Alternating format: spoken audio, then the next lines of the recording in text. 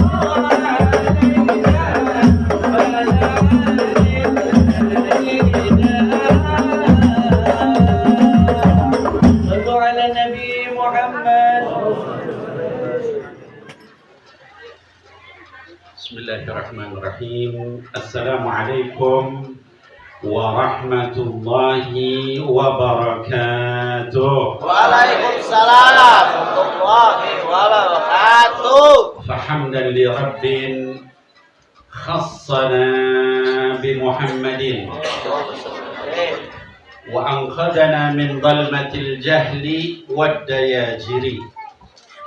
Alhamdulillahilladzi hadana بعبده المختار من دعانا إليه بالإذن وقد نادانا لبيك يا من دلنا وحدانا لبيك يا رسول الله. Amma ba'd, yang saya hormati dan dimuliakan oleh Allah Subhanahu wa Ta'ala, para habaib, khusus ayahanda Habibana Muhammad bin Abdurrahman Al-Attas, dan juga para habaib yang lain, anakku Idrus Al-Jufri yang mengundang saya ke sini, dan juga seluruh para habaib, para guru, para ulama, para kiai, para asatidzah. Mata'anallahu tula hayatikum wa nafa'anallahu bi'ilmikum wa amalikum. Kemudian juga para masyarakat setempat, baik bapak-bapak, ibu-ibu, anak-anakku sekalian yang dimuliakan oleh Allah Subhanahu wa Ta'ala, yang berkenan untuk menunggu walaupun tadi hujan, tapi tidak mengurangi semangat kita. Allahumma shalli ala Sayyidina Muhammad. Sebagaimana saya juga tidak berkurang semangat walaupun dari Jakarta menuju ke Cisauk ini.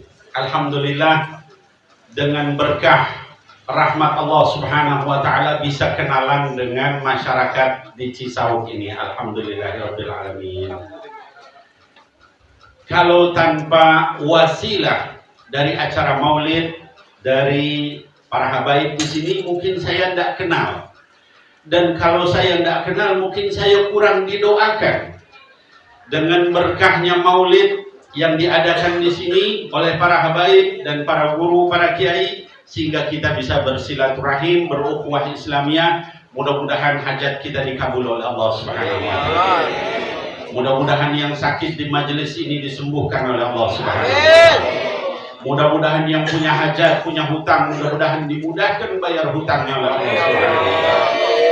Dan bagi saudara kita, keluarga kita yang belum mendapatkan taufik, mudah-mudahan dibukakan pintu taufik wal hidayah oleh Allah Subhanahu wa Ta'ala.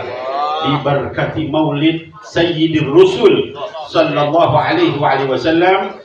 Jangan kita remehkan maulid Nabi, Bapak Ibu sekalian, karena yang kita peringati pada malam hari ini adalah maulidnya makhluk paling mulia, baik di dunia maupun di akhirat, baik di langit maupun di bumi. Ahlan wa sahlan. Habib Bakhair. Jadi yang kita peringati ini adalah maulidnya makhluk yang paling mulia, baik di langit maupun di bumi.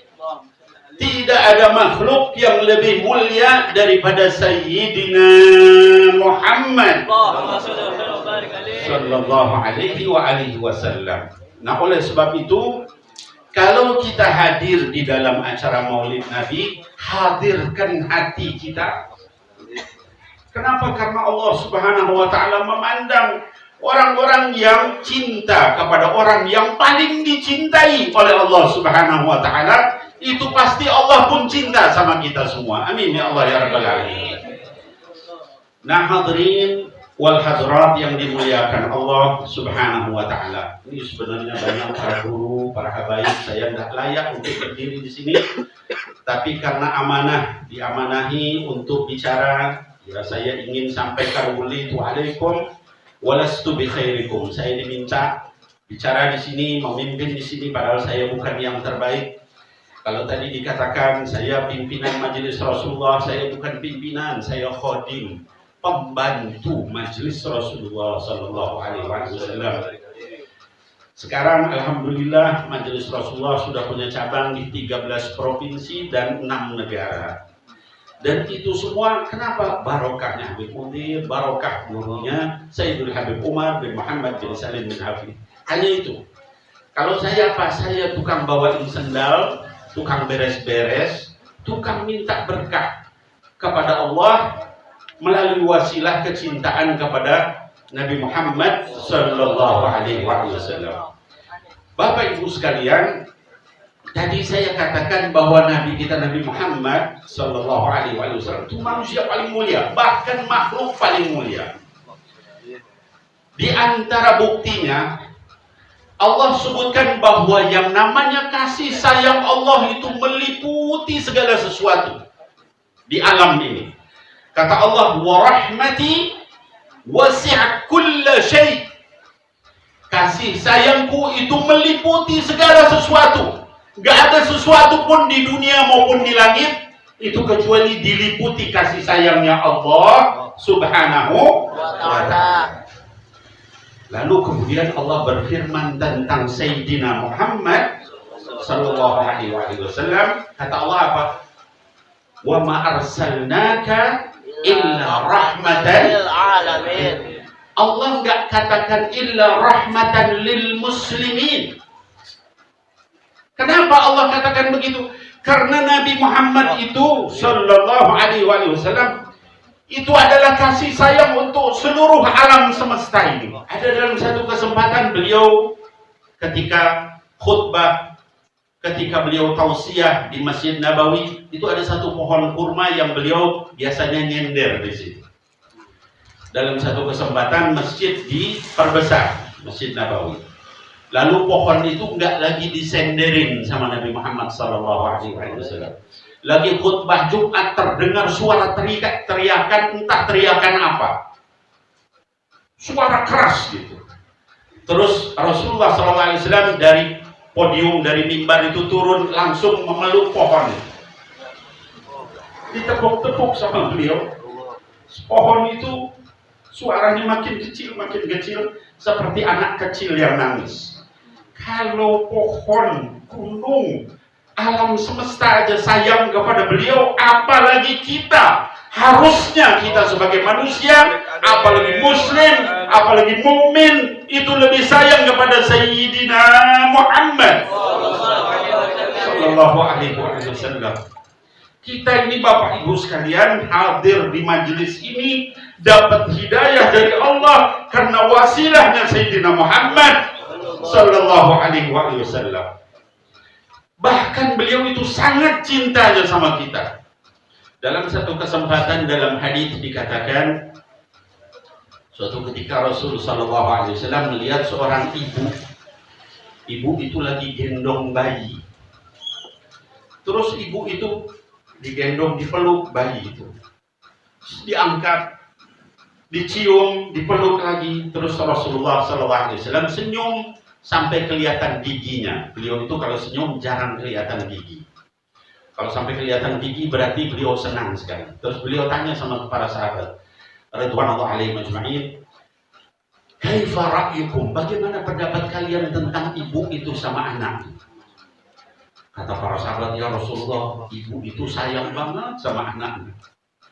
Sampai bayi itu digendong, dicium, diangkat." Kata baginda Rasul sallallahu alaihi wasallam, "Walladzi nafsi Muhammadin biyadi." Demi zat yang jiwa Muhammad berada di tangannya, saya kepada seluruh umatku lebih sayang dari ibu itu sama bayinya. Allahumma shalli ala sayyidina Muhammad.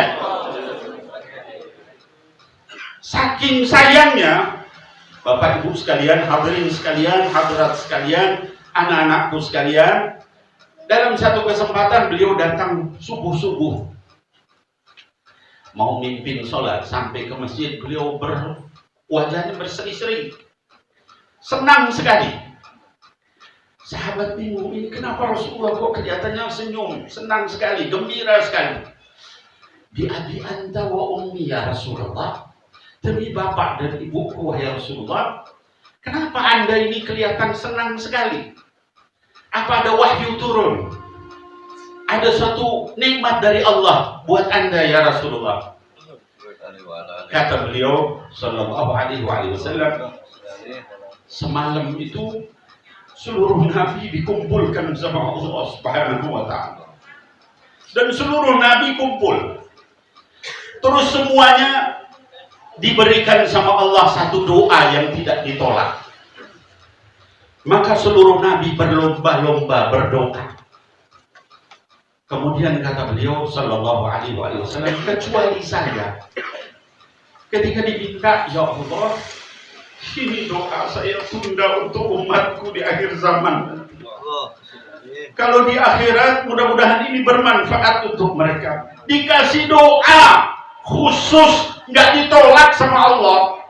Dia malah mikirin kita. Bukan mikirin dirinya, bukan mikirin keluarganya, bukan mikirin teman-temannya, bukan. Yang dipikirin kita. Hadirin wal hadirat, lalu apa yang kita balas sama beliau sallallahu alaihi wasallam?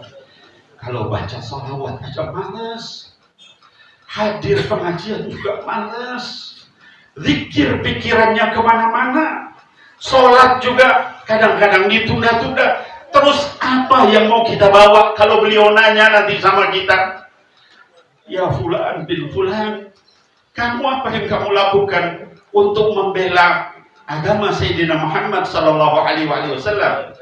Apa kita bisa beralasan, ya Rasulullah, saya ini sibuk, nggak punya banyak waktu, saya kerja, ya Rasulullah, saya di rumah, saya banyak ngurusin anak, saya banyak ngurusin keluarga. Apa bisa kita ngomong begitu nanti di hadapan beliau sambil senyum beliau nanya sama kita? Padahal kita udah dibelain segitunya. Bukan hanya begitu Bapak Ibu sekalian, orang-orang manusia, Bapak Ibu sekalian, anak-anakku sekalian, itu kalau meninggal, mau meninggal, itu yang dia ucapkan itu adalah yang paling dia cintai. Kalau dia cinta sama mobilnya, itu yang terakhir dia wasiatkan mobilnya itu, tolong tuh mobil periksa, perbaiki, cuci, habis itu dia mati. Ya. Kalau dia cinta sama rumahnya, dia akan ngomong yang terakhir soal rumah itu. Tolong rumah nanti dibeginikan begitu. Begitupun istri, anak, segala macam. Ya. Baginda Nabi Muhammad sallallahu alaihi wasallam ketika akan meninggal, itu kata-kata yang terakhir keluar, ummati, ummati, as-salat, as-salat. Umatku jangan tinggalin sholat. Umatku jangan tinggalin sholat. Wattaqullah fima malakat aimanukum. Dan hati-hatilah kalian sama hamba saya yang kalian miliki. Jangan sembarangan. Itu kata-kata yang terakhir keluar dari mulut beliau itu siapa? Kita. Mungkin kita bilang, Bib, itu kan untuk sahabatnya beliau. Bukan untuk kita yang sekarang. Kata siapa? Dalam satu kesempatan beliau lagi kumpul dengan para sahabatnya, Bapak Ibu sekalian, terus beliau bilang, alangkah kangennya saya dengan saudara-saudara, biikhwani, dengan saudara-saudaraku. Kata para sahabat, ya Rasulullah, hal nahnu ikhwana? Bukankah kami ini saudara-saudaramu yang selama ini menyertai kamu? Apa jawaban beliau? La, bal antum ashabi. Tidak, kalian itu hanya sahabat-sahabatku. Lalu siapa saudaramu ya Rasulullah? Saudaraku itu adalah mereka yang belum pernah melihat aku, tapi beriman kepadaku. Mudah-mudahan kita termasuk di dalamnya. Kata beliau, alangkah kangennya saya ingin melihat, ketemu dengan saudara-saudaraku. Kita ini kangen nggak sama beliau? Itu masalahnya. Ya. Berapa banyak kita salawat sama beliau Sallallahu alaihi wasallam, yang beliau begitu kangennya, nasihatin kita, wasiat terakhirnya juga buat kita, doanya disimpan buat kita. Dalam hadis yang lain, Bapak Ibu sekalian, beliau pernah berdiri sholat malam. Rasul itu Sallallahu alaihi wasallam kalau melakukan sholat malam qiyamul lail nggak kayak kita, ya. Kalau kita qiyamul lail Pak baca apa surat? Nah, atau ini sama guru Bapak. Bukan, kalau di Cisauk mau orang-orang soleh bacanya Al-Baqarah. Iya, bacanya Al-Baqarah, betul. Iya. Siapa yang baca Al-Baqarah kalau sholat malam? Bib, saya baca Al-Baqarah, tapi ayat kursinya doang. Sama Amanur Rasul, itu rakaat kedua. Itu kan juga Al-Baqarah, dia Al-Baqarah. Rasul itu Sallallahu alaihi wasallam disebutkan di dalam kitab Sahih Muslim di dalam bab istihbab li tatwilil qiraah fi salatil lail. Beliau pernah malam hari sholat tahajud membaca surah Al-Baqarah, Ali Imran, An-Nisa dalam satu rakaat. Kata Hudzaifah bin Yaman, yaqra'u biha mutarassilan. Bukan hanya 3 surat panjang itu yang dibaca, tapi bacanya pun pelan-pelan. Idza marra bi ayatin fiha tasbih sabbah. Kalau ketemu ayat tasbih, beliau tasbih dulu. Fasabbih bismi rabbikal azim. Subhanarabbiyal azim. Sabbih isma rabbikal a'la. Subhanarabbiyal a'la. Itu Rasul sallallahu alaihi wasallam. Wa idza marra bi ta'awudin ta'awudan. Kalau ketemu ayat tentang neraka atau apa, beliau minta perlindungan. Fa idza qara'tal Qur'ana fasta'id billahi minasy syaithanir rajim. A'udzu billahi minasy syaithanir rajim. Itu Rasul sallallahu alaihi wasallam. Kalau kita gimana salatnya? Ya. Imam baca apa namanya? Tahajud baca Al-Baqarah.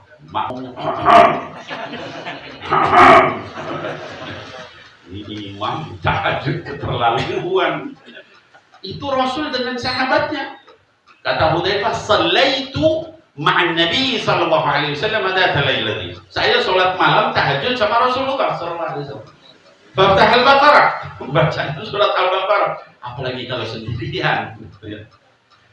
Nah, dalam satu hadis dikatakan beliau itu pernah sholat malam membaca hanya 1 ayat, tapi diulang-ulang dalam keadaan berdiri, ruku, iktidal, sujud, sambil nangis. Ayatnya apa? Surah Al-Maidah ayat 115 kalau tidak salah, yang bunyinya in tu'adzibhum fa innahum ibaduk wa in taghfir lahum fa innaka antal azizul hakim. Ya Allah, kalau Engkau mengazab mereka, mereka itu hanya hamba-Mu ya Allah. Tapi kalau Engkau ampuni mereka, maka Engkau itu maha perkasa lagi maha bijaksana. Nangis terus ulang ayat itu sampai Allah suruh Jibril turun. Turun Jibril terus kemudian nanya sama Rasulullah sallallahu alaihi wasallam, "Ya Muhammad, kenapa Anda mengulang-ulang ayat ini sambil nangis begini?" Kata Rasulullah SAW apa? Ya Jibril, ummati. Wahai Jibril, saya khawatir dengan umatku. Diulang-ulang ayat itu. Ya Allah, kalau Engkau mengazab mereka, mereka hanya hamba-Mu. Kalau Engkau ampuni, maka Engkau maha pengampun lagi maha penyayang. Ahlan wa sahlan. Jadi hadirin wal hadirat, muslimin wal muslimat, kasih sayang beliau kepada umatnya itu luar biasa. Ada satu sahabat beliau yang jadi pembantu beliau, namanya Sayyidina Anas ibni Malik radhiyallahu anhu wa ardhah. Kata Sayyidina Anas, saya jadi pembantu Rasulullah sallallahu alaihi wasallam 20 tahun lamanya. Belum pernah sekalipun beliau marah sama saya. Bahkan belum pernah beliau nanya, kenapa kamu nggak lakukan itu? Sampai kata Sayyidina Anas, saking nggak pernah dimarahi, sekali waktu saya pengen dimarahi sama beliau. Beliau suruh untuk berangkat ke pasar, untuk beli sesuatu. Kata Sayyidina Anas, la ya Rasulullah. Sayyidina Anas ingin bilang begitu, tidak wahai Rasulullah, tidak mau supaya dimarahi. Rasul nggak marah, Rasul pergi. Sayyidina Anas berangkat ke pasar. Orang tujuannya bukan mau melawan, siapa yang berani ngelawan Rasulullah sallallahu alaihi wasallam. Beliau tuh hanya kepengen sekali aja dimarahi, jadi pembantu. Ya. Nggak dimarahi. Pas lagi di jalan, ada orang yang nutup matanya dari belakang. Terus Anas nyebut si Abu, salah. Terakhir terus dia buka dan dia lihat ke belakang, Sayyidina Muhammad sallallahu alaihi wasallam. Sambil senyum beliau bilang, pergi juga kamu wahai Anas. Dipeluk sama Sayyidina Anas, ya Rasulullah, saya tuh bukan nggak mau pergi, saya tuh cuma kepengen dimarahin sekali aja. Malah engkau nggak marah, ya saya pergi. Saya melakukan itu. Itu Sayyidina Muhammad. Sementara kita sama pembantu berapa kali marah sehari, kayak makan obat 3 kali sehari dan dimarahin. Jadi kita jaga omongan kita ya sama pembantu, apalagi itu sama pembantu loh ya, apalagi sama istri, sama suami, sama anak ya. Orang sama pembantu aja nggak pernah dimarahin. Dalam satu kesempatan beliau lihat ada orang mukulin pembantunya, dipukuli. Terus beliau dari belakang bilang, ya Abdallah, wahai hamba Allah, Allah maha berkuasa menyakiti kamu daripada kamu sama hambamu, hamba saya. Orang itu noleh, dia lihat Rasulullah SAW. Ya Rasulullah, saya merdekakan karena Allah. Kalau enggak kamu merdekakan, niscaya kamu enggak bisa lewat di atas sirat, karena kamu nyiksa dia itu. Allahumma shalli ala Sayyidina Muhammad. Hadirin wal hadirat, ini bukan di masa kita. Ini di masa orang-orang pada saat itu perang. Biasa jadikan hamba saya, mukulin orang, ya, minum minuman keras, berzina, biasa orang-orang pada zaman itu.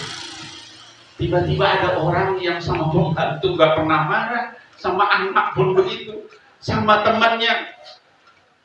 Ini tentang kasih sayang Sayyidina Muhammad SAW. Beliau itu kalau ada sahabatnya, siapapun yang datang, itu beliau nggak pernah noleh. Dia menghadapkan wajahnya. Kalau orang ngomong, beliau duduk, kakinya itu fa'asnada rukbatayhi ila rukbatayhi, nempelkan dengkulnya ke dengkul orang yang diajak bicara. Terus ditaruh tangannya di atas paha orang, sambil senyum. Ada apa? Coba kalau kita dibegitukan orang, gimana perasaan kita? Masya Allah. Sampai ada hadirin wal hadirat yang dimuliakan Allah, tentang kasih sayang beliau ini ya, sampai banyak orang masuk Islam karena akhlaknya beliau. Dalam satu kesempatan dalam hadis dikatakan, ada seorang, kalau sekarang mungkin namanya kardinal. Kardinal itu orang di bawah paus ya, dalam agama Kristen, uskup. Dia datang jauh-jauh dari Habasyah, Ethiopia. Dia ingin berdebat sama orang yang ngaku nabi, yaitu Sayyidina Muhammad sallallahu alaihi wasallam. Datang dia dengan kalung-kalung salib dari emas, menunjukkan derajatnya yang sangat tinggi dalam agama Katolik, Kristiani. Datang sampai ke Madinah, terus dia nanya, mana yang ngaku nabi? Orang nunjukkan itu Masjid Nabawi. Datang dia ke masjid, mana? Orang nunjuk kepada seorang laki-laki yang duduk dengan kaki kanannya dilipat ke perutnya, kaki kirinya di bawah. Nggak ada singgasana, nggak ada apa namanya, nggak ada kerajaan, nggak ada mahkota, nggak ada apa-apa. Duduk di sekeliling sahabat-sahabatnya. Padahal waktu itu kekuasaan Islam itu berbatasan dengan Bizantium di Romawi dan Kisra di Persia, lebih luas dari Indonesia ini. Tapi sang pemimpin itu duduk di atas tanah, kakinya nahan perutnya, duduk di atas tanah biasa. Adi bin Hatim yang melihat dari luar Masjid Nabawi, terus dia bilang, ini bukan sifat seorang penipu yang bisa seperti itu. Dengan kekuasaan sebesar itu masih bisa duduk begitu, bukan penipu. Dia mau masuk, diduluin sama seorang perempuan.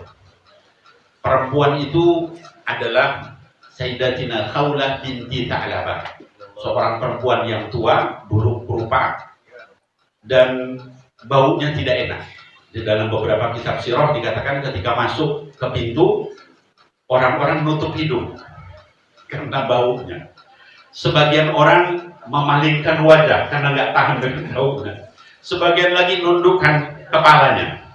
Hanya satu orang yang tidak menundukkan wajah, tidak menoleh. Siapa beliau? Rasulullah Sallallahu Alaihi Wasallam. Wanita itu masuk terus berdiskusi lama sekali. Wanita itu ngadukan suaminya yang menzihar dia. Zihar itu menyatakan kamu seperti ibu saya. Dicerai enggak, diperlakukan sebagai istri enggak.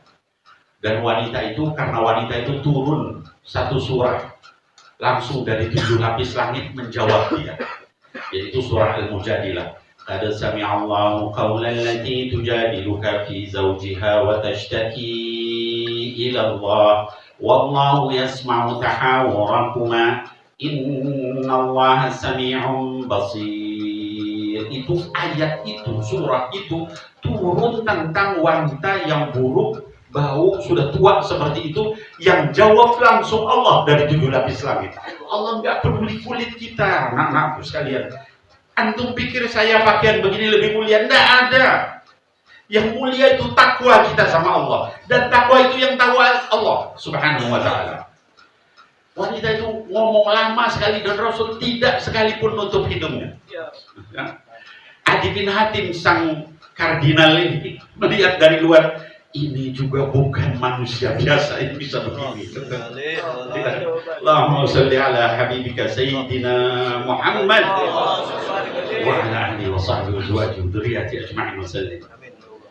Setelah itu terus keluar Khawlah binti Tha'labah, Rasul pun keluar. Adi bin Hatim ini udah turun mental. Udah 2 kali dia KO melihat itu. Ini belum ngomong loh. Niatnya datang jauh-jauh mau debat, mau diskusi, mau muji yang namanya Nabi akhir zaman kayak apa. Terus Rasul masuk ke rumahnya. Kita tahu rumah beliau di sebelah Masjid Nabawi. Masuk ke rumahnya, Adi bin Hatim ngikutin terus ngetok pintu. Terus dibuka, dipersilahkan masuk sama Nabi Muhammad Sallallahu Alaihi Wasallam. Masuk ke dalam, Adi bin Hatim lihat nggak ada harta, nggak ada hiasan. Bawah itu pasir. Cuman ada satu bantal. Sama Rasul SAW, Adi bin Hatim dipersilahkan duduk di atas bantal dan Rasulullah SAW duduk di atas tanah. Melihat itu Adi bin Hatim berkata, Asyhadu annaka Rasulullah. Saya bersaksi bahwa engkau adalah Rasulullah Sallallahu Alaihi Wasallam. Hadirin wal hadirat, kaum muslimin pada saat ini jauh sekali dari akhlak-akhlak seperti ini. Kalau kita berakhlak mengikuti Sayyidina Muhammad Sallallahu Alaihi Wasallam, bukan mengikuti Mick Jagger, bukan mengikuti Madonna, bukan mengikuti orang-orang ahli maksiat seperti itu. Kalau kita ngikutin Sayyidina Muhammad Sallallahu Alaihi Wasallam, dunia ini akan penuh kasih sayang. Orang-orang akan berlomba masuk Islam. Orang-orang anak-anak muda kita dan sebagainya lebih senang cinta sama Sayyidina Muhammad Sallallahu Alaihi Wasallam dibandingkan dengan yang lain. Tapi karena kita idola kita malah ke yang lain, maka Allah hinakan kaum muslimin pada saat ini dengan kabutai sair, seperti buih dalam banjir, nggak ada nilainya. Ya. Nah, hadirin wal hadirat, ini beberapa hal dari kasih sayang Nabi Muhammad Sallallahu Alaihi Wasallam dan akhlak beliau, yang kalau kita ikuti. Saya baru bicara tentang kasih sayang beliau, kelembutan beliau. Saya belum cerita tentang kesabaran beliau. Saya belum cerita tentang ibadah beliau. Saya belum cerita tentang tawaduknya beliau. Saya belum cerita beliau sebagai seorang pemimpin, sebagai seorang suami, seorang ayah. Kalau kita dapatkan semua itu, kita nggak akan nyari orang lain, nggak akan peduli sama orang lain. Ya. Semua manusia di bumi ini kita nggak akan peduli. Kita hanya akan peduli sama Sayyidina Rasulullah Sallallahu Alaihi Wasallam. Wajah beliau yang akan terus ada di dalam mata kita, ya, benak kita, pikiran kita, doa-doa kita akan ikut beliau terus Sallallahu Alaihi Wasallam. Nah, hadirin wal hadirat, dalam maulid ini pesan saya satu.